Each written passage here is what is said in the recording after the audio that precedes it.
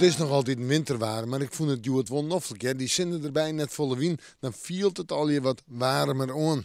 Maar we hebben vannacht weer frost, we krijgen sneeuw, een storing, of komt een storing te lezen boven de Noordzee.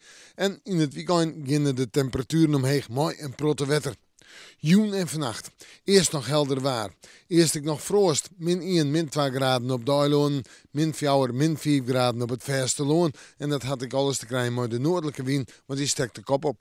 Op het Versteloon wordt die matig, maar in het kustenwaardgebied wordt die krachtig. En dan let er vannacht de eerste sneeuw en sneeuwbuien vanuit de Noordzee.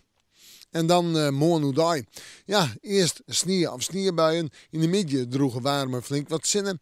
En dan hebben we het op een nij noffelijk waar, maar de temperatuur wat minder heeg als 1 en 3 graden. De wind uit noordelijke richting waait en die neemt al zwak of matig. De nacht van tong is op vrijdag matige frost, -6, -7 of -8 graden. En dan is het nog compleet winter. Maar dat zal vreed al wat oors worden. De wind gaat naar het zuiden, het fruitsjoch. Vreed, zinnen, droeg waar de wind naar het zuiden, het viel wetterkoud aan en de wind wordt matig en krachtig. Oedai is dan 3 of 4 graden boven nul, in de nacht -1, -2, mooi als sneeuw, ijzel en rein.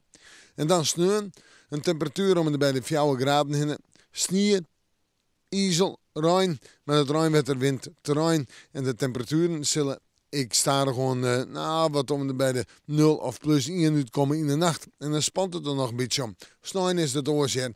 Sneeuw een temperatuur om bij de zo'n graden heen.